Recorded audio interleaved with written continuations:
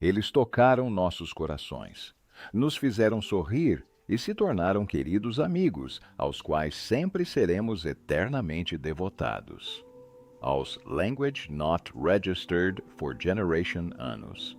John Travolta costuma sentar-se sozinho em sua tranquila casa na Flórida, onde as paredes ainda carregam o perfume de sua falecida esposa, e os olhos dos filhos, que perdeu, ainda o observam das molduras que revestem o corredor. Lá fora, pela janela, a luz do sol é tão dourada quanto nos anos em que ele fez o mundo inteiro dançar. Mas dentro daquele cômodo, o passado nunca dorme. Ele sussurra em ecos que carregou por toda a vida os chamados da esposa, que perdeu os colegas de elenco que se foram a mãe e a ex-amante levadas pelo câncer e a respiração entrecortada do filho que um dia desmaiou em seus braços. No entanto, se você olhar apenas para o tapete vermelho, as luzes do palco ou os passos de dança que o tornaram uma lenda, jamais imaginaria nada disso. Porque na tela, John Travolta é um ícone inabalável. Ele é Tony Monero de Os Embalos de Sábado à Noite, o homem que fez o planeta inteiro enxergar sua própria juventude na pista de dança. Ele é Danny Zuko da Grécia, o garoto imortal de jaqueta de couro com um sorriso radiante como o verão. Ele é Vincent Vega de Pulp Fiction, testemunha de uma das maiores reviravoltas da história de Hollywood. Mas por trás dessas personas imortais, existe um homem que se viu muitas vezes diante dos caixões das pessoas que mais amava. Um homem cujo destino parece zombar dele com um ciclo cruel. Qualquer um que conquiste seu coração acaba sendo levado pelo câncer ou pela tragédia. Um homem que precisa encontrar uma maneira de respirar em uma casa que se torna cada vez mais silenciosa a cada ano, enquanto o mundo continua a vê-lo como um símbolo eterno de alegria. E esse é o paradoxo de John Travolta. Um homem com o coração ferido por inúmeras perdas, mas ainda assim encarregado de fazer o público acreditar na luz. De uma casa apertada em Nova Jersey, às noites gloriosas no Ken, dos passos de dança que remodelaram a cultura pop, às noites em que se sentava sozinho segurando os pertences do filho. Sua história não é a história de uma estrela. É a história de um homem carregando uma profunda tristeza. Para entender por que o mundo ainda ama John Travolta, acompanhe-nos enquanto exploramos as sombras que se escondem em sua vida. John Joseph Travolta nasceu em Language Not Registered for Generation, de fevereiro de Language Not Registered for Generation, em Englewood, Nova Jersey, em uma casa pequena demais para 6 crianças e com um sonho grande demais para caber entre 4 paredes. Ele era o caçula, o que significava que nunca recebia toda a atenção que merecia. O espaço era limitado, o barulho incessante, e a pobreza permeava cada tijolo daquela modesta casa cinza situada em um bairro operário. Seu pai, Salvatore S. Sam Travolta, um dia sonhou com campos de futebol, mas a vida o levou a uma oficina mecânica decadente, onde suas mãos estavam sempre enegrecidas de graxa, e o cheiro de borracha queimada impregnava suas roupas como um destino do qual ele jamais conseguiria se livrar. Ele chegava em casa todas as noites com a camisa de trabalho impregnada de odores, colocava seu salário sobre a mesa da cozinha e suspirava ao ver a pilha de contas que o esperava. A família nunca passou fome, mas também nunca viveu confortavelmente. O amanhã era sempre uma incógnita, pairando sobre os jantares de massa e pão. Sua mãe, Helen Cecilia Burke, fora outrora do palco, cantara, atuara e até se imaginara como uma voz memorável. Mas quando as luzes se apagaram, tornou-se professora de inglês e teatro, depositando todas as suas ambições inacabadas nos filhos. Sua garganta engrossou de tanto ler roteiros. Suas mãos estavam empoeiradas de giz, mas seus olhos sempre brilhavam ao olhar para os filhos, como se um pedaço de sua juventude renascesse em cada um deles. Mas a casa dos Travolta não era um refúgio de paz. Era um campo de batalha pela sobrevivência, envolto em vozes altas, passos apressados e pequenas brigas entre 6 irmãos, amontoados em meio a tantos rostos e tão pouco espaço. A geladeira enchia e esvaziava de forma imprevisível. Os sapatos eram passados de uma criança para outra e o sono era frequentemente interrompido por portas que se abriam sozinhas ou pelo vento que assobiava através de uma janela quebrada. John dormia com 2 irmãos, sob um teto amarelado. Cada respiração de outra pessoa o lembrava de que nada em seu mundo lhe pertencia de fato. Talvez por isso, desde muito cedo, ele aprendeu que a atenção era uma espécie de moeda de troca. E se quisesse alguma coisa, precisava conquistá-la. Cantava para a mãe, dançava para fazer os irmãos rirem, imitava todos na casa como um jovem ator preso em um palco. Muito pequeno. Quando Helen organizava pequenos ensaios, John ficava no canto da sala, os olhos brilhando como se absorvesse cada som. Numa idade em que a maioria das crianças brincava com terra e latas, ele já sabia o que era estar diante de uma plateia, mesmo que essa plateia se resumisse a 4 paredes e alguns irmãos, zombeteiros, tentando conter o riso.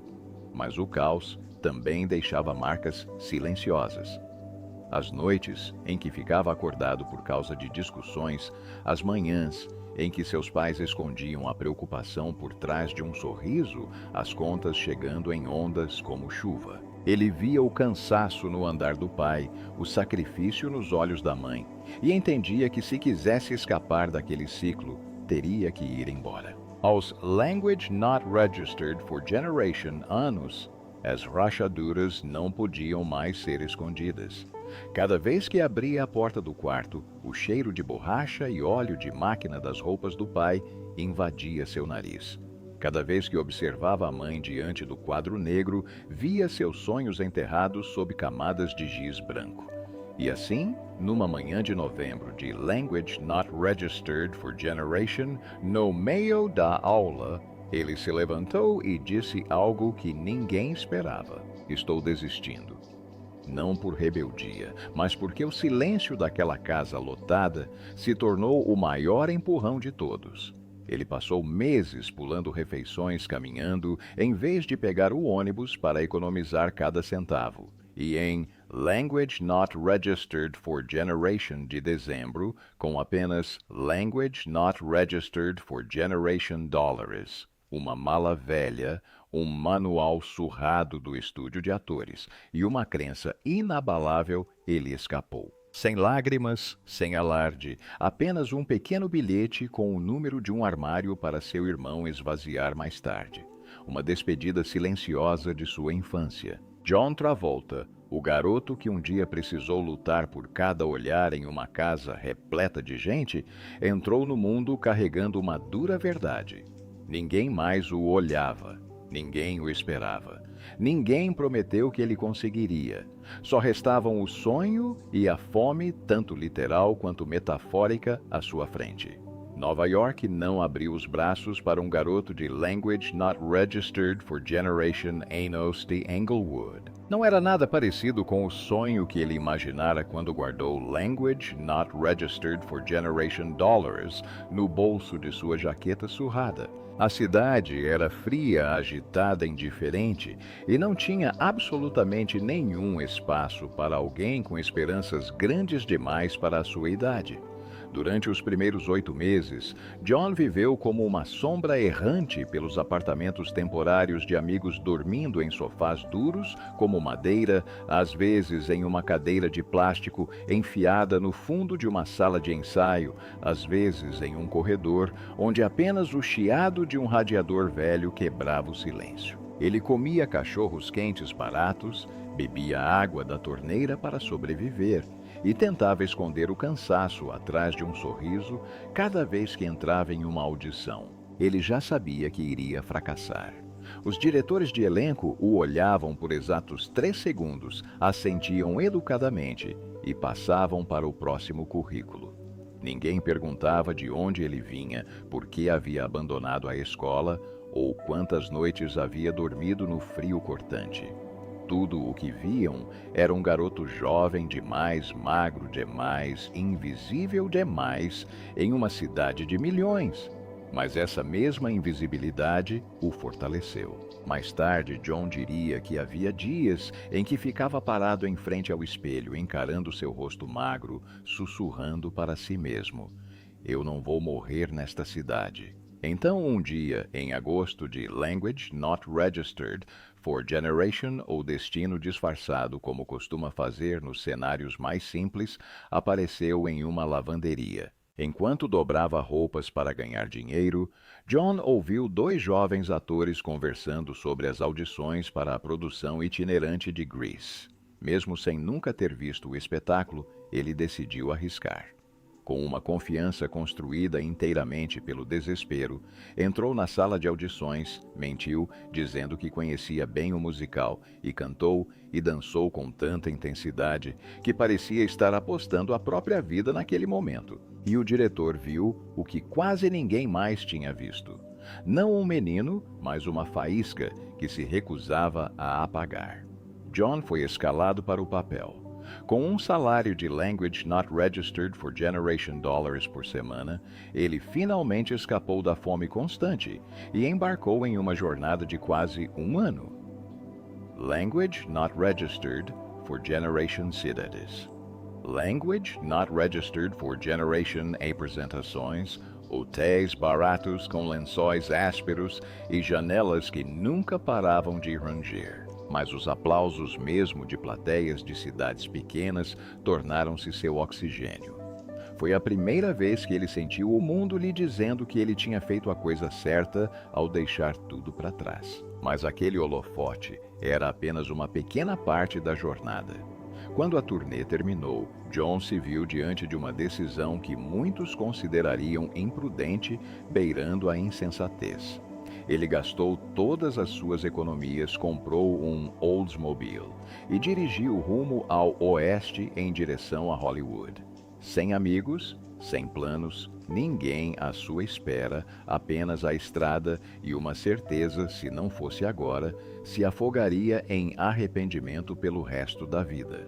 O carro quebrou poucos dias depois de sua chegada à Califórnia. John dormia em estacionamentos, tomava banho em uma academia por Language Not Registered for Generation Dollars cada vez e tratava a escova de dentes barata que comprara em uma loja de descontos como se fosse um bem precioso.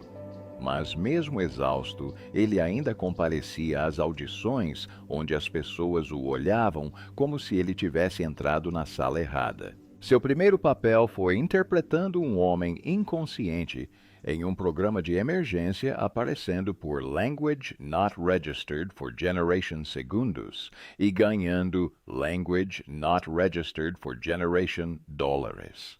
Para qualquer outra pessoa, isso poderia ter parecido um insulto, mas para John era a prova de que ele ainda existia na ativa. Então vieram alguns papéis minúsculos em filmes de comédia para iniciantes. Migalhas da mesa de Hollywood, mas o suficiente para mantê-lo motivado. Um dia, o telefone tocou. Uma nova sitcom precisava de um jovem enérgico para uma participação especial. John correu para lá quase meia hora atrasado, vestido de forma completamente inadequada, certo de que tinha acabado de perder sua última chance.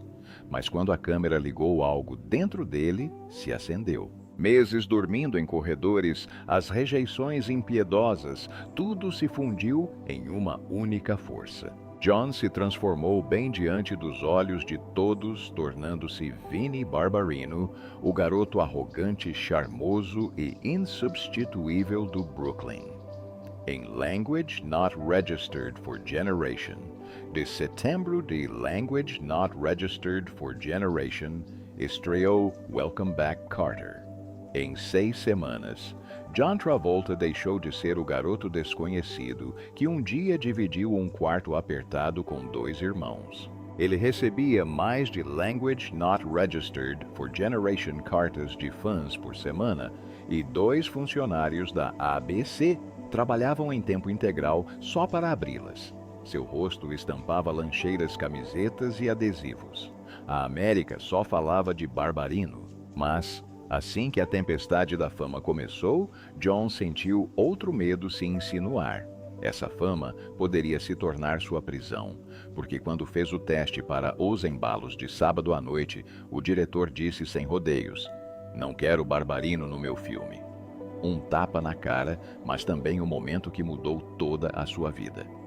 John entendeu que, se quisesse escapar daquela sombra, teria que trilhar um caminho que ninguém acreditava que ele ousaria percorrer. E naquelas noites de inverno, no Brooklyn, enquanto observava silenciosamente cada passo, cada postura dos jovens em Coney Island, ele ainda não se dava conta de que estava se preparando para um papel que redefiniria quem ele era. Um papel que não só salvaria a carreira de John Travolta, como também remodelaria a própria cultura pop.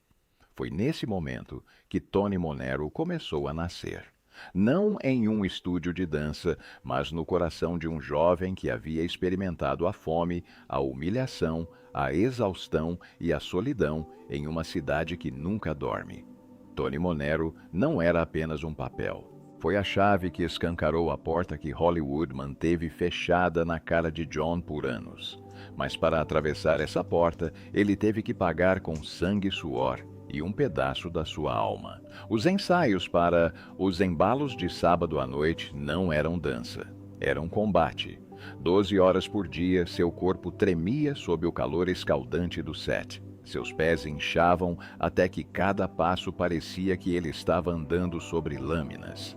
Aquele famoso terno branco nem sempre estava impecável e deslumbrante. Muitas vezes estava tão encharcado de suor que ficava pesado, e John tinha que esperar que os membros da equipe o secassem antes de ousar continuar filmando. Mas a parte mais cruel foi que ele teve que despejar em Tony Monroe toda a dor que carregava, a saudade de Diana, a incerteza da juventude, a ânsia de ser visto não como um ídolo adolescente, mas como um verdadeiro artista. E foram justamente essas coisas invisíveis que fizeram sua atuação explodir na tela. Quando o filme estreou em Language Not Registered for Generation, o mundo parou. A pista de dança do Brooklyn se tornou um santuário cultural. Jovens de Nova York a Tóquio copiaram seu jeito de andar, imitaram seu olhar frio, porém penetrante, e a música de BG tornou-se a nova pulsação das ruas da cidade. John Travolta, com apenas Language Not Registered for Generation anos, recebeu sua primeira indicação ao Oscar. Mas no exato momento em que o mundo o via como o rosto de uma geração, ele começou a sentir um estranho vazio, como se quanto mais altos os aplausos, mais distante ele se tornasse de si mesmo. Então veio Grécia, não como um filme, mas como um furacão que engoliu a cultura pop por completo. Danny Zuko deixou de ser apenas um personagem. Ele se tornou a personificação da eterna juventude. Pôsteres do filme cobriam os quartos de milhões de adolescentes. Estações de rádio tocavam You're the One That I Want centenas de vezes por dia, e as sessões de cinema esgotavam de Los Angeles a Londres.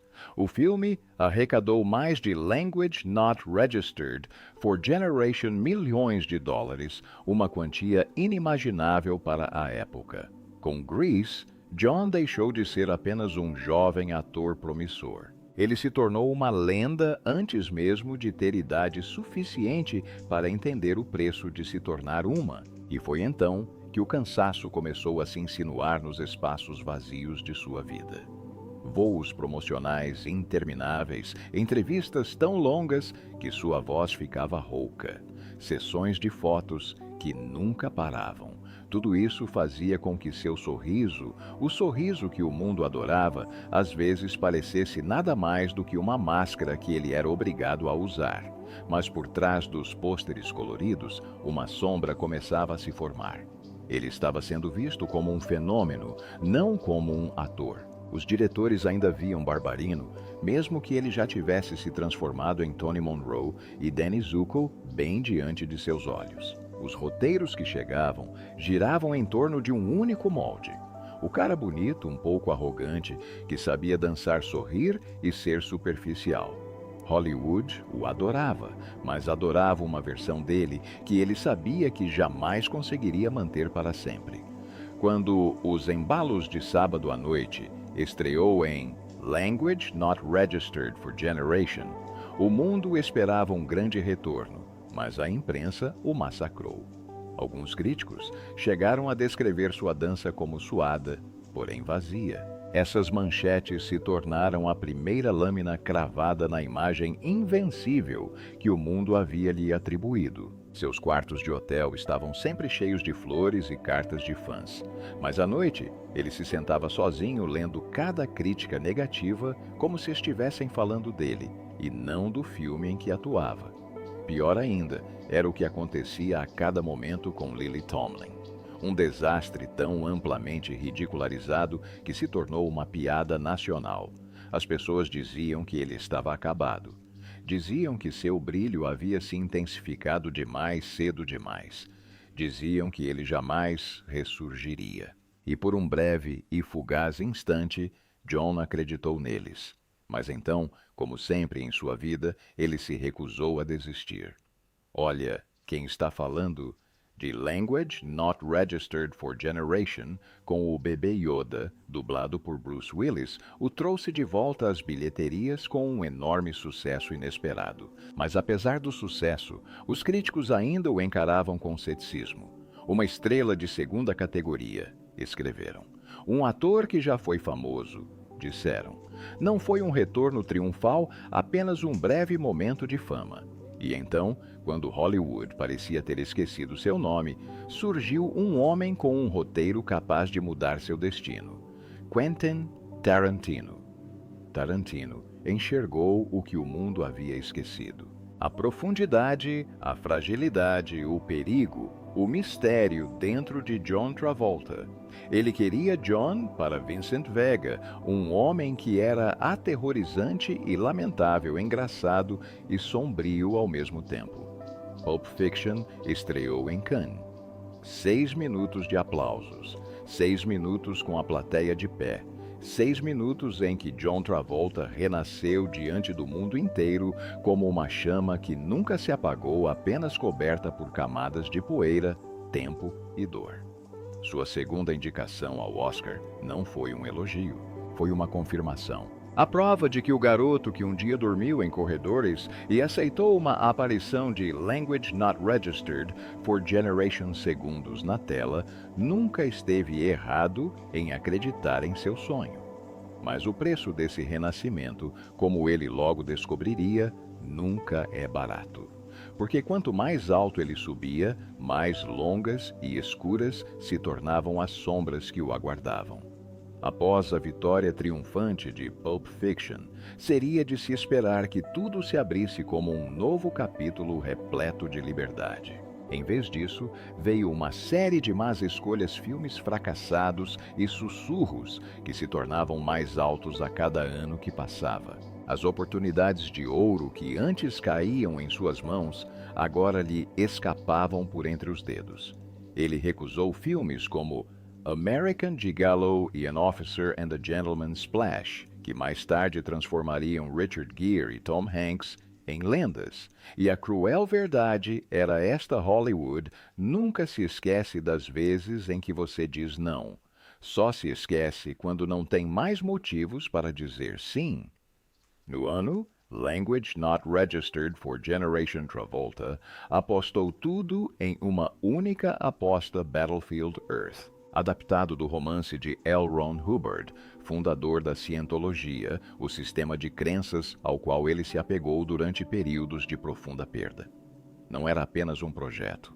Era um voto de lealdade e um sonho pessoal que ele acalentava há uma década. Mas Hollywood não se importa com os sonhos de ninguém. A Reconquista tornou-se um dos maiores fracassos da história do cinema. Um orçamento de Language Not Registered for Generation milhões de dólares. Uma arrecadação de apenas Language Not Registered for Generation milhões e uma onda de chacotas em todos os meios de comunicação. programas de entrevistas noturnos exibiam o rosto de Travolta na tela apenas para rir da situação. O homem que antes era aplaudido por 6 minutos seguidos, agora se tornava uma piada em segundos. John admitiu mais tarde: riram mais de mim do que me ouviram. E talvez esse tenha sido o momento que mais o magoou. Os anos seguintes foram tudo menos tranquilos. Ele foi gradualmente afastado do centro dos grandes projetos. Os estúdios ficaram mais cautelosos. Roteiros que antes chegavam primeiro a ele, agora eram enviados para jovens estrelas em ascensão. De ganhar Language Not Registered for Generation milhões por filme, ele passou a aceitar discretamente papéis menores, filmes de lançamento limitado, projetos que a imprensa quase não se importava mais. Por fora, mantinha a calma de alguém acostumado à dureza. Mas por dentro, o que se desfazia não era apenas a fama. Era a sensação de não ser mais necessário. Como se o caos externo não bastasse, outra tempestade se formava em sua própria vida. A Cientologia. A organização que ele outrora considerara uma tábua de salvação em seus momentos mais difíceis, começou a lançar uma sombra sobre seu nome. Quando ex-membros se manifestaram, mencionaram John repetidamente, envolvendo-o numa teia de histórias sobre controle, doutrinação, intimidação e sigilo. Alguns alegaram que ele estava preso, que não podia sair, porque a organização detinha muita informação pessoal sobre ele. Ele permaneceu em silêncio, mas o silêncio às vezes ressoa mais alto do que qualquer negação. Então, em Language Not Registered for Generation, um verdadeiro raio o atingiu. Uma série de processos judiciais o acusando de má conduta sexual por parte de massagistas homens. As alegações eram perturbadoramente detalhadas, embora no fim todas tenham sido retiradas ou descartadas. Mas em Hollywood, um único boato é suficiente para abalar uma carreira. Ele nunca tinha visto seu nome aparecer tanto na imprensa, e de todas as maneiras que jamais desejara. Os tabloides estampavam manchetes diariamente, programas de entrevistas dissecavam cada boato. Comentários maldosos se espalhavam pelas redes sociais. Então, Douglas Godba, seu ex-piloto, afirmou que eles tiveram um relacionamento amoroso que durou anos. Mais um processo, mais uma onda de ruído, mais um ciclo de especulação sem fim. Encarar Hollywood já era difícil. Encarar o mundo inteiro, as pessoas que um dia o amaram, o admiraram, que tinham seus pôsteres nas paredes dos quartos, era ainda mais difícil. Em algum lugar de sua enorme casa, depois de um dia sendo bombardeado por manchetes, John deve ter se perguntado se algo do que havia construído desde os Language Not Registered for Generation anos ainda estava intacto. Mas a queda mais profunda não viria da mídia nem das bilheterias. A dor viria de sua vida privada, a única coisa que ele sempre lutou com todas as suas forças para proteger. E seria mais implacável do que qualquer boato, qualquer crítica, qualquer fracasso. Porque nos meses que se seguiram, o destino golpearia seu coração repetidas vezes, sem piedade, até quase o esmagar. Se a fama foi a chama que alçou John Travolta ao céu de Hollywood, a dor foi o que o manteve com os pés no chão, um lembrete de que nenhuma glória vem sem um preço. Mas o destino não lhe impôs as tristezas comuns que a maioria das pessoas enfrenta. Em vez disso, a vida o atingiu com uma série de perdas brutais, tão implacáveis que pareciam uma maldição. Cada uma abrindo uma rachadura mais profunda que a anterior. A primeira tragédia chegou quando ele tinha apenas Language Not Registered for Generation anos. No set de filmagem de O Menino da Bolha de Plástico, em Language Not Registered for Generation, ele conheceu Diana Hyland, a primeira mulher que o fez acreditar que o amor podia curar tudo. Na época, John Travolta, um jovem de Language Not Registered for Generation anos, ainda com a inocência de alguém que estava começando no cinema, conheceu Diana Hyland, uma atriz consagrada de Language Not Registered for Generation anos, com olhos que sempre carregavam um calor que ele jamais conhecera. Diana interpretava a mãe dele, mas fora das câmeras, nenhum dos olhares entre eles lembrava algo maternal. Pareciam duas pessoas entrando lentamente em algo terno e perigosamente frágil. O tipo de amor em que uma única respiração fora do ritmo podia destruir tudo. Falas que antes eram apenas falas se transformavam em pequenas risadas que ecoavam pelos corredores escuros. Jantares simples se tornavam longas conversas que se estendiam até depois da meia-noite. E todas as manhãs, John deixava uma pequena flor à porta dela.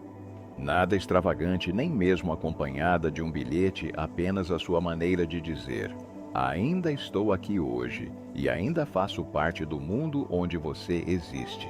Aos Language Not Registered for Generation anos, John nunca imaginara que o amor pudesse ser tão tranquilo. Depois de anos vagando por Nova York, dormindo em bancos duros, comendo refeições que mal davam para sobreviver, Diana se tornou o lar que ele pensava que jamais tocaria. Eles falavam de casamento, não com a impulsividade da juventude, mas com a certeza de duas almas que acreditavam ter encontrado sua metade perdida. Eles brincavam sobre os nomes dos futuros filhos, sobre uma casa com janelas grandes.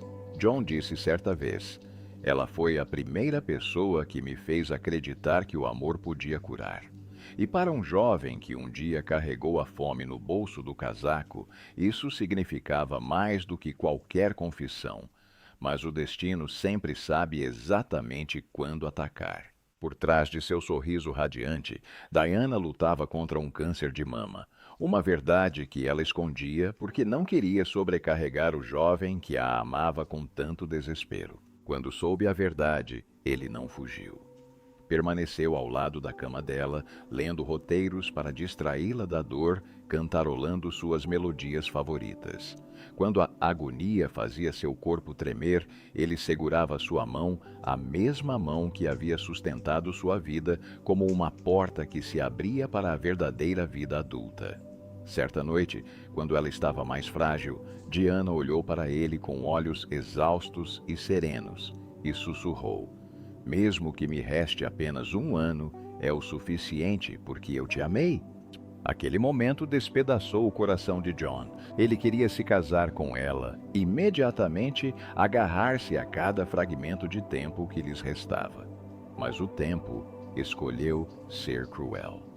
Em Language Not Registered for Generation de março, de Language Not Registered for Generation, Diana Hyland deu seu último suspiro nos braços de John. Ela tinha apenas Language Not Registered for Generation anos. Ele apenas Language Not Registered for Generation. Naquele momento, ele não chorou. Simplesmente encostou a testa na dela, como se tentasse ouvir se ainda restava algum vestígio de vida. Mas tudo o que restou foi um silêncio perfeito demais. O silêncio de uma perda irreparável. Alguns dias antes, ele havia preparado um terno branco para a viagem ao Rio. A viagem em que prometeram começar a vida juntos. Em vez disso, usou aquele mesmo terno no funeral dela. No voo de volta para Nova York, ele olhou pela janela, deixando as lágrimas caírem até que o mundo lá fora se tornasse um cinza frio. Andy Warhol disse mais tarde que viu John naquele voo curvado abraçando os joelhos como uma criança que fora roubada tanto do amor quanto da fé no mundo, no teste. Mais tarde, John disse: se ela tivesse vivido, eu teria me casado com ela. Ninguém jamais tocou minha alma como ela tocou. Mas a tragédia não terminou no funeral. Quando voltou para sua casa vazia, viu o vaso que ela tanto amava ainda sobre a mesa. Suas pétalas murchas, sua fragrância se dissipando no ar como a presença dela assombrosa, distante, mas inalcançável. Nas longas noites que se seguiram, ele se sentava sozinho no escuro, lendo trechos em voz alta, como se Diana ainda estivesse em algum lugar do quarto, ainda ouvindo, ainda sorrindo. Quando as câmeras o chamaram de volta, John carregava toda aquela dor, toda aquela raiva, todo aquele vazio para os embalos de sábado à noite. O mundo viu Tony Monero como uma figura vibrante e cheia de estilo. Mas para John, cada passo de dança era um ato de sobrevivência, cada inclinação de cabeça uma despedida. A indicação ao Oscar fez mais do que reconhecer seu talento. Tornou-se um passaporte que levou seu luto à luz, uma prova de que a tragédia podia ser transformada em arte. O primeiro amor de John Travolta terminou como uma ferida profunda, linda, ardente, mas cheia de sangue. Ele ainda não sabia que a mesma sombra implacável que levou Diana voltaria. E da próxima vez levaria alguém ainda mais próximo, alguém ligado a ele por sangue e respiração. E o destino foi cruel o suficiente para não esperar que ele se curasse. Apenas Language Not Registered for Generation Mazes. Após a morte de Diana, a mesma doença levou a mulher mais importante de todas, Helen. Cecilia Burke, sua mãe, aquela que colocou o primeiro roteiro em suas mãos, aquela que viu a luz nele muito antes dele mesmo a ver. Ela escondeu a doença por meses, para que não o sobrecarregasse enquanto o filme Grease alcançava sucesso mundial. Quando John descobriu a verdade, ela já não tinha forças para falar. Ele voltava para casa sempre que podia, lendo falas para ela e cantando as músicas que ela lhe ensinara na modesta cozinha da casa deles em Englewood. Mas em Language Not Registered for Generation, de dezembro de Language Not Registered for Generation, enquanto Grease ainda dominava as bilheterias do mundo todo, ela faleceu tranquilamente. Os aplausos para ele ecoaram pelos teatros do mundo todo.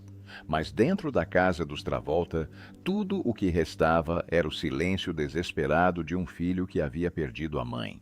E como se para jogar sal em uma ferida que ainda nem começara a cicatrizar, apenas 6 meses depois, seu pai se casou novamente com a mesma enfermeira que cuidara de Helen em seus últimos dias.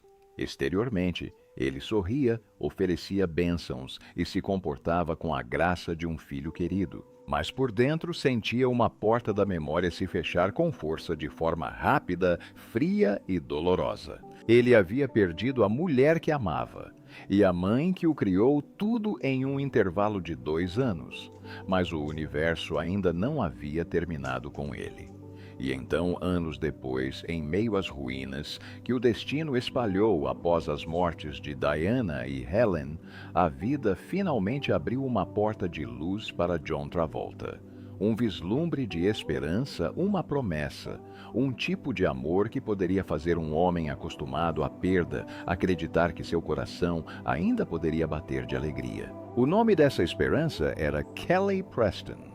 Eles se conheceram em Language Not Registered for Generation, no set de filmagem de Os Especialistas, um encontro sem nada de espetacular ou dramático, mas carregado de algo silencioso, algo perfeitamente cronometrado. Kelly, então casada, exibia o sorriso de uma mulher que compreendia o próprio coração. E John, adorado pelo mundo, ainda era o jovem que carregava 2 feridas que nunca cicatrizaram. Tudo começou com amizade, depois intimidade e então um fio invisível que ambos perceberam lentamente os puxava um para o outro. Mas foi somente quando o destino lhes deu uma segunda chance com o fim do casamento de Kelly que a chama realmente se acendeu. Não era um amor frenético, era paz. Era a sensação de estar em casa. Foi a primeira vez que John conseguiu respirar sem se sentir vazio. Na véspera de Ano Novo de Language Not Registered for Generation, sob a neve branca dos Alpes suíços, com fogos de artifício iluminando o céu noturno, John se ajoelhou. Não como uma estrela de cinema, mas como um homem desesperado para acreditar que desta vez o amor duraria. Kelly chorou, assentiu com a cabeça, e naquele instante a neve que caía parecia querer testemunhar um coração despedaçado sendo remendado com ternura. O casamento deles aconteceu em Paris, suave e acolhedor, tão lindo que o próprio ar parecia brilhar. Kelly usava renda, John um smoking simples, mas foram os olhos deles, os olhos de duas pessoas que um dia estiveram perdidas, mas que agora se encontraram, que emocionaram a todos. Alguns meses depois, uma segunda cerimônia na Flórida encerrou o primeiro capítulo de uma história de amor quase linda demais para ser verdade. E então, Jet chegou. Para John Travolta, Jet não era apenas uma criança. Era um milagre, uma prova de que às vezes o destino retribui. Ele segurou o filho no hospital e sussurrou: "Você é a luz do seu pai." Kelly estava ao lado dele sorrindo. Um sorriso que John lembraria até o dia em que seu coração parasse de bater. Eles se tornaram uma família de verdade. Sua casa se enchia de risos, de pilhas de panquecas, pela manhã de viagens de carro, de noites de cinema, aconchegados sob cobertores. Para John, isso não era apenas felicidade, foi a salvação. Ele disse certa vez: "O maior papel da minha vida é ser marido e pai." E todos que os viam acreditavam nisso. Mas essa alegria era muito mais frágil do que jamais imaginaram. Quando era muito jovem, Jet foi diagnosticado com a doença de Kawasaki, uma condição rara que afeta o coração e o sistema imunológico, frequentemente causando convulsões repentinas. John e Kelly escolheram o silêncio não por vergonha, mas para proteger o filho da piedade do mundo. Construíram suas vidas inteiras em torno dele, repletas de amor, esforço e paciência. Jet adorava aviões assim como seu pai. Ele desenhava jatos e foguetes em todos os seus cadernos. "Eu quero voar", dizia ele. E John acreditava que um dia seu filho voaria, não com asas, mas com a coragem que carregava. Então, o dia fatídico chegou. Era Language Not Registered for Generation de janeiro, de Language Not Registered for Generation. Uma manhã tranquila nas Bahamas. Brisa suave do oceano, ondas calmas, nenhum sinal do que estava por vir. Ela gritou pelo pai um grito que John ouviria em seus pesadelos pelo resto da vida. Jet teve uma convulsão no banheiro. Ele caiu. Sua cabeça bateu na banheira. John correu como se sua alma estivesse sendo arrancada do corpo. Ele caiu de joelhos, ao lado do filho, a criança que um dia segurou sob as luzes do hospital, a criança a quem prometeu proteger para sempre, e tentou desesperadamente fazer CP com as mesmas mãos que haviam hipnotizado o mundo. Nada poderia tê-lo preparado para aquele momento. "Foram os minutos mais longos da minha vida", disse ele. Benjamin ainda não havia nascido. Ela tinha apenas 9 anos. Kelly ficou paralisada, com as mãos tremendo, incapaz de juntar os pedaços de seu coração despedaçado. A ambulância chegou, mas era tarde demais. 16 anos, um sonho inacabado, uma família jogada em um abismo sem fundo.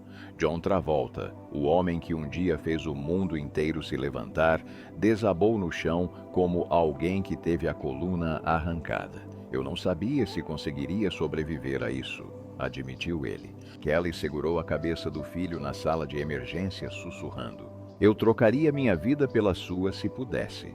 O funeral transcorreu em um silêncio ensurdecedor.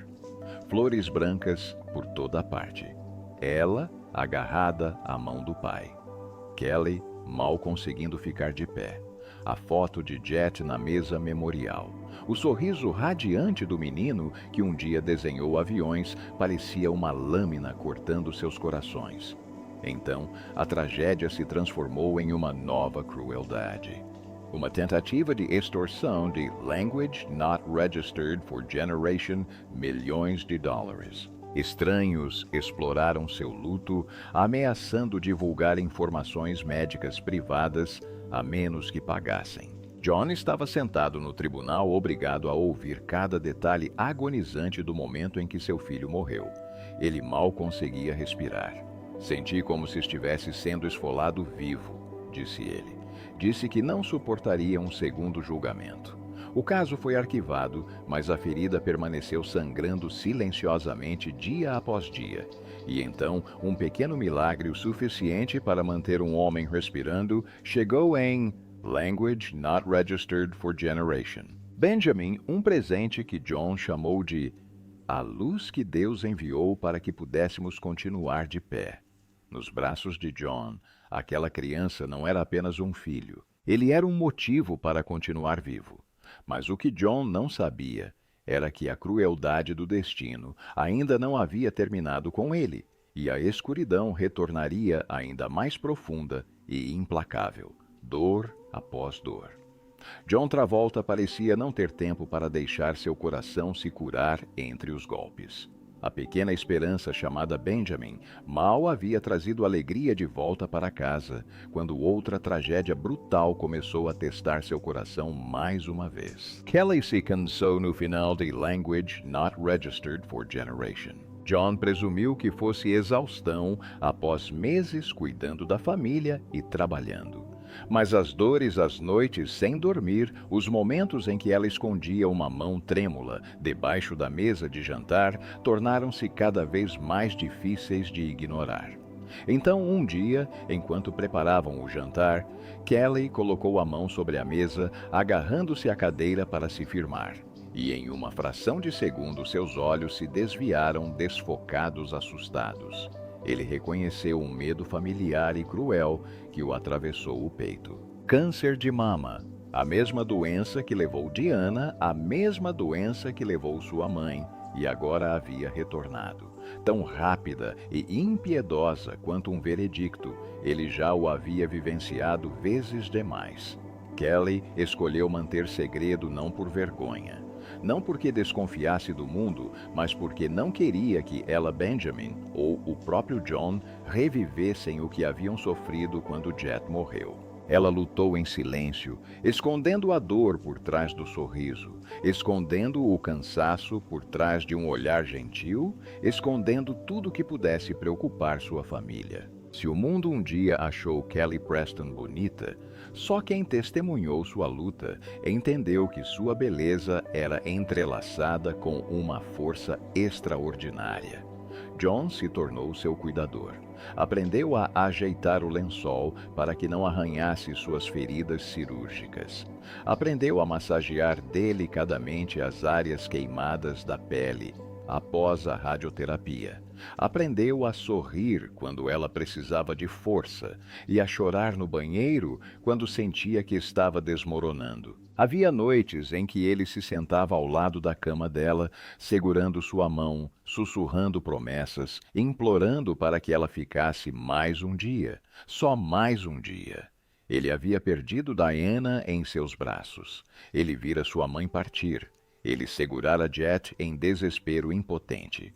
E agora ele enfrentava o terror mais familiar de sua vida, vendo o grande amor de sua vida desaparecer diante de seus olhos. Kelly foi enfraquecendo aos poucos. Certa manhã, ela olhou para John com um sorriso cansado e sussurrou: "Você vai ficar bem."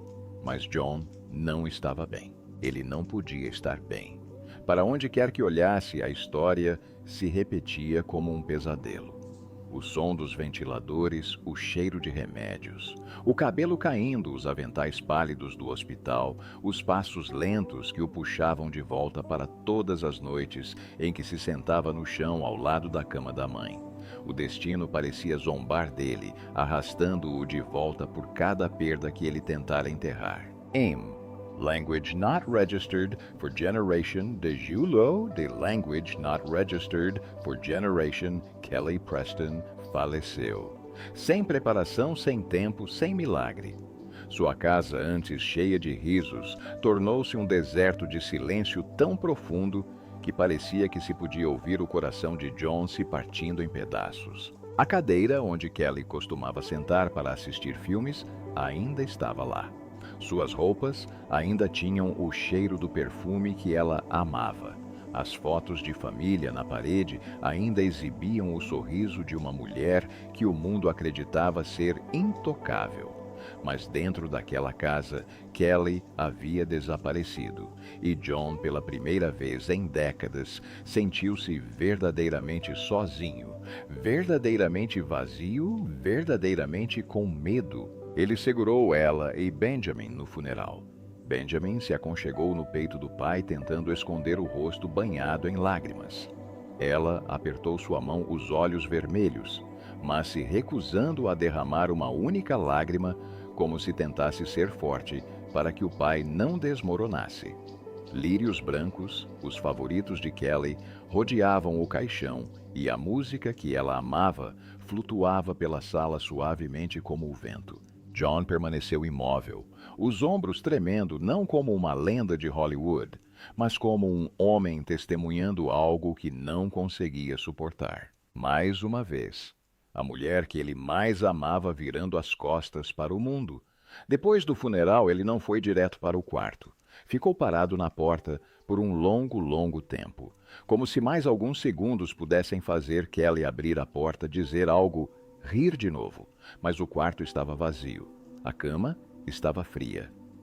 O silêncio era tão absoluto que ele conseguia ouvir o peso da própria respiração. Caminhou até o armário e o abriu delicadamente. As roupas de Kelly ainda estavam lá penduradas ordenadamente, como se ela tivesse saído apenas para passar a tarde fora. Ele estendeu a mão para dentro e tocou a manga do vestido azul que ela usara na última noite em que jantaram juntos. O leve rastro do perfume dela, o aroma que ele amava, a ponto de se desesperar, invadiu seus pulmões e ele desabou. Não conseguiu se conter. Não conseguiu parar. Não conseguiu resistir. As paredes ecoam, disse ele a um amigo. Até esta casa sente falta dela. De Diana a Helen de Jet a Kelly. 4 vezes ele amou. 4 vezes o destino o elevou apenas para jogá-lo no abismo mais profundo. E dolorosamente essa ainda não seria a ferida final de sua vida. Após a morte de Kelly, John Travolta deixou de medir o tempo em dias ou meses, passando a medir por longos períodos de silêncio que pareciam inquebráveis. A casa que antes transbordava de risos, de sussurros de boa noite, de passos apressados pela manhã, agora guardava apenas o eco oco de corredores longos e vazios. Ele se movia como se tentasse não acordar ninguém, embora não houvesse mais ninguém naqueles cômodos. Ele tocou na caneca que Kelly usava. Todas as manhãs abriu a gaveta que ainda exalava seu perfume. E a cada vez que passava pela porta do quarto, o vazio se espalhava como um arrepio repentino que lhe apertava os pulmões. Ele sabia que precisava ser forte por ela, por Benjamin. Mas todas as noites, assim que as crianças dormiam, a casa encolhia ao seu redor tão pequena que parecia tentar engoli-lo por inteiro. E, no entanto, nem 2 meses depois, quando a dor ainda mantinha sua forma original, quando ele nem sequer conseguira organizar os pertences de Kelly, a vida o arrastou de volta para o lugar que ele mais temia. Um telefone vibrando no escuro e uma voz familiar falando num tom que ele reconheceu em meio segundo. Más notícias. Seu irmão, Sam Travolta Jr., havia morrido repentinamente aos Language Not Registered for Generation anos. Sem aviso prévio, sem um último momento juntos, sem chance de se despedir. Apenas uma frase seca, cortante e brutalmente simples. Sam se foi. Num instante ele ficou paralisado, como se seu coração tivesse sido despedaçado. Uma pessoa se foi, depois outra. Mesmo assim, ele olhou para a longa extensão de escuridão à sua frente e percebeu a verdade aterradora de que estava se tornando lentamente o último sobrevivente das memórias que o haviam acompanhado pela vida. O funeral de Sam se desenrolou como se fosse apenas o próximo capítulo de um pesadelo que ainda não havia terminado de se escrever. As flores brancas do velório de Kelly ainda não haviam murchado e John vestiu o mesmo velho terno preto parado mais uma vez diante de um caixão fechado. Um amigo contou depois que ele só disse uma frase tão baixa que quase não saiu de seus lábios: "Quanto um coração pode suportar?" Ninguém respondeu, porque ninguém conseguia imaginar outra pessoa na Terra sobrevivendo a uma sequência de perdas como a dele. Mas a vida parecia determinada a testar se essa pergunta tinha um limite. Em Language Not Registered for Generation, enquanto ele tentava reunir os fragmentos de si mesmo que restavam para construir uma vida normal para ela e Benjamin, a escuridão retornou. Desta vez, sem aviso prévio e com um rosto que o mundo inteiro conhecia: Olivia Newton-John, a colega de elenco que se tornou lendária ao seu lado na Grécia. A mulher que segurou sua mão quando ainda eram jovens sonhadores de Hollywood na casa dos Language Not Registered for Generation anos. A testemunha de sua jornada de um jovem ator apaixonado a um homem marcado por tragédias sucessivas. Quando Olivia morreu de câncer de mama, a mesma doença que se insinuara em sua vida como uma assinatura cruel por mais de 4 décadas, John sentiu como se estivesse sendo puxado de volta para um quarto onde já estivera preso. Luzes fracas, um corpo definhando e a absoluta impotência de quem ficou para trás. Ele escreveu uma despedida que o mundo inteiro pôde ler, mas só ele compreendeu o peso que carregava. Minha querida Olivia, nos veremos novamente. Não era uma mensagem para o público. Era um homem falando com suas próprias lembranças. Então, apenas alguns meses depois, como golpe final naquele ano terrível, Kirstie Alley, sua travessa colega de elenco, sua amiga de Language Not Registered for Generation anos, a mulher que Kelly também amou, morreu de câncer. John não chorou em público. Ele simplesmente escreveu: um dos relacionamentos mais especiais da minha vida. Mas aqueles próximos a ele perceberam isso claramente. Cada perda levava um pedaço dele. Mas a morte de Kirstie levou a parte em que ele confiava para combater a escuridão. No final de Language Not Registered for Generation, quando olhou para trás para a estrada que havia percorrido, uma verdade devastadora emergiu. A maioria das pessoas que ele mais amava havia partido. Algumas levadas pelo câncer, que o assombrava como um fantasma há quase meio século. Outras levadas pelas reviravoltas cruéis do destino. Ele nunca disse isso em voz alta, mas todos viram. Ele convivia com fantasmas, não no sentido assustador, mas da maneira mais profunda possível. Rostos que antes riam com ele, agora apareciam apenas quando ele abria um álbum antigo, sem pensar, ou quando ouvia por acaso uma música que Kelly costumava cantar, ou quando um verso da Grécia ecoava em um supermercado. E em meio a todas essas perdas, ele ainda precisava se levantar. Todas as manhãs, colocar a mão no ombro de ela, segurar a mão de Benjamin, respirar fundo, como se estivesse buscando forças em algum lugar impossivelmente distante, e sorrir. Não porque a dor tivesse diminuído, mas porque ele sabia que se desmoronasse, as lembranças de todos que amara seriam relegadas ao canto mais escuro deste mundo. Ele se recusava a deixar isso acontecer. Sabia que a vida podia tirar tudo o que amava, mas ainda lhe restavam 2 coisas que não podia perder: ela e Benjamin. E assim, aos Language Not Registered for Generation anos, quando o brilho das luzes do cinema já não era tão intenso quanto antes, quando os teatros que outrora ecoavam seu nome, agora apenas murmuravam suaves homenagens do passado, John Travolta não vivia mais para preservar a fama. Ele vive para preservar a paz para os filhos que permanecem ao seu lado. Talvez apenas nos momentos mais comuns seja possível perceber quem John se tornou depois de todas as perdas. Um pai dedicado mais do que um ícone de Hollywood. Todas as manhãs, ele prepara o café, fica parado na porta observando Benjamin brincar no quintal, enquanto ela coloca a câmera sobre a mesa para perguntar a ele o que acha de um pequeno papel que está considerando. Nesses momentos, ele não é Vincent Vega, nem Tony Monroe, nem a estrela que o mundo um dia idolatrou.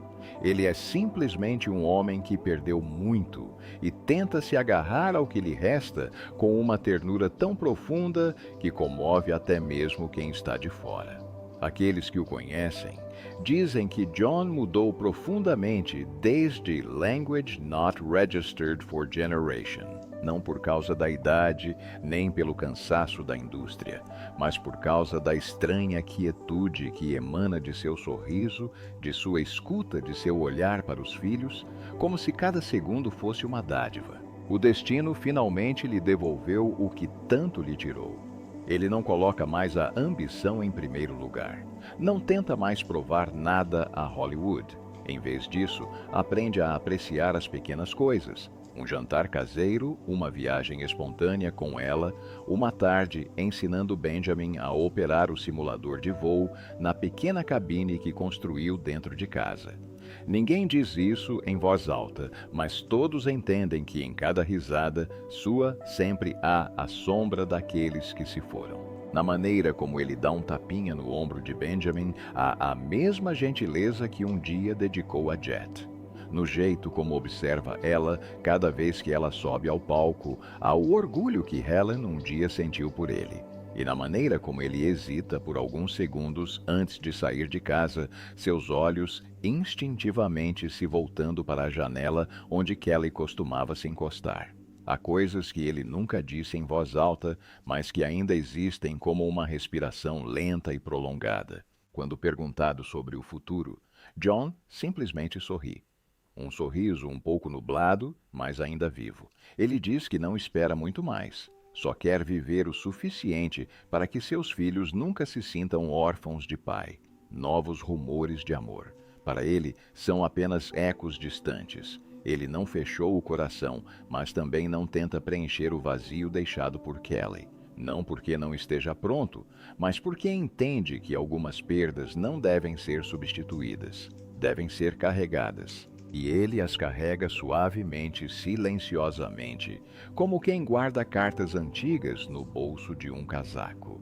Aqueles que imaginavam a vida de uma estrela terminando em glória ficariam surpresos ao ver que John Travolta encontra a felicidade não em um tapete vermelho, mas na grama orvalhada em frente à sua casa na Flórida, sentado ao lado do filho, enquanto assistem ao pôr do sol. As pessoas lhe perguntam como ele consegue lidar com tanta perda. Ele simplesmente responde: você não a supera. Você a carrega e continua em frente. Uma frase simples, mas que resume toda a jornada de um homem que há muito conhece a escuridão, mas que ainda assim escolhe caminhar em direção à luz. E talvez esse seja o verdadeiro legado que John Travolta deixa. Não as danças que definiram uma geração. Não os papéis que o transformaram em um ícone, mas a força de um coração que se recusa a se render. Mesmo depois de ter se partido tantas vezes, ninguém acreditava que ele pudesse continuar batendo. Mas ele continua. Uma batida de cada vez, porque o amor nunca o abandonou mesmo quando tudo o mais o fez. No fim, ao analisar a vida de John Travolta, pode-se pensar que se trata da história de uma estrela que passou do auge e lentamente se apagou no rol dos acontecimentos da história do cinema. Mas não, sua verdadeira história não é escrita sob as luzes do palco, nem medida pelos números de bilheteria. Ela está gravada nas feridas que o destino o obrigou a carregar. Ele já fez o mundo inteiro se levantar e dançar com ele. Contudo, nas últimas 4 décadas, ele teve que dançar uma dança diferente. A dança de alguém que aprende a existir em meio a perdas que retornam repetidamente como uma maldição. E dentro dessa repetição, finalmente se pode ver o tipo de luz que Hollywood muitas vezes deixa de reconhecer. A resistência de um coração que não sabe desistir. Hoje, enquanto ele está sentado em sua casa na Flórida, ao lado dos dois filhos que ainda lhe restam, sem mais aplausos, sem entrevistas deslumbrantes, sem a pista de decolagem, se estendendo sob as rodas de um avião, apenas o som do vento passando pelas janelas, talvez pela primeira vez em sua vida. Ele não precisa mais do brilho dos holofotes para saber que escolheu o caminho certo, porque compreendeu que o que permanece no final não é a fama nem a carreira. É o amor que ele continua a dar, mesmo que isso tenha lhe custado mais do que qualquer outra coisa neste mundo. Algumas pessoas passam a vida inteira correndo atrás da glória. John Travolta, depois de todas as tempestades, escolhe caminhar em direção a um pôr do sol tranquilo, onde pode ouvir com mais clareza o raro riso de Benjamin Ella cantarolando suavemente na cozinha, e as memórias que ainda pairam nos espaços vazios. Memórias daqueles que o amaram, daqueles que se foram e daqueles que o ajudaram a seguir em frente. Ele não pode escapar delas e nem quer. Elas fazem parte da história que ele carregará consigo até o último voo de sua vida. E quando olhamos para sua jornada, uma pergunta sempre surge, pequena, silenciosa, mas impossível de ignorar. O que realmente torna uma pessoa mais forte? Os momentos em que foi celebrada, ou a... Será que é a maneira como ele continua amando a vida, mesmo sabendo que ela nunca foi gentil com ele depois de tudo o que passou? O que você acha que o mantém de pé e o que te mantém de pé na sua própria vida? Se a história de John Travolta te lembra alguém, uma lembrança, alguém que você perdeu ou um momento que você achou que não sobreviveria, compartilhe-os nos comentários. Uma frase, uma única linha, até mesmo um emoji de coração, basta para nos mostrar que, por mais cruel que seja a perda, os seres humanos sempre encontram um jeito de seguir em frente unidos. E se você quiser continuar acompanhando histórias repletas de emoção, jornadas que os holofotes não revelam, curta. E inscreva-se no canal, porque por trás de toda lenda sempre há um ser humano. E por trás de cada ser humano sempre há uma história que vale a pena ser contada até o fim.